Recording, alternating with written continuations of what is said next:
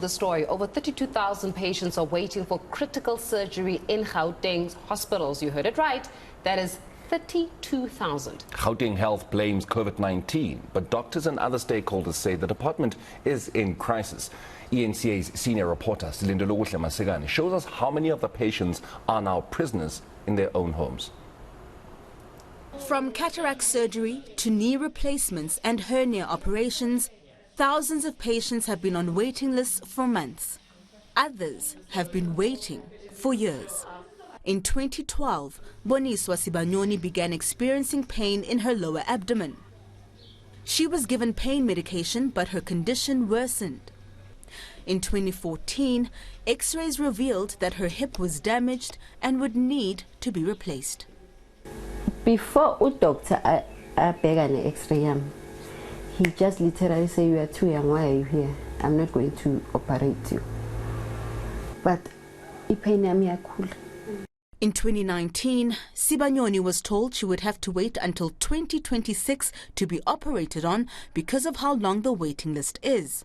At just 52 years of age, she's unable to work, forced to become a prisoner in her own home. It affects your self-confidence. You don't want to go to weddings, you don't want to go to funerals, because people will always be asking, what's wrong? You have to explain, why are you here and why can't you get help? It's very emotional. So I'm just home. I can't even hang my laundry. I can't even clean my yard. And I say, job ani. And then because I say, like, Mama, we are congregate Assemblies of God in Alexandra. Sitola ma food parcels kakoko so washeranat. The Gauteng Health Department has been described as being broken. But in the main, it's just a dysfunctional department. They also note that there's critical staff shortages. They note that there's infrastructure that hasn't been built, that should have been built. This is a department that is woefully inefficient. So is there a plan to reduce or bring an end to the backlog? I'm saying to you, in the next 2 months, we are going to clear the backlog. 32,000 surgeries would have been done in 2 months. Let's say how many it's 2 months, but how many weeks? It's for 8 weeks.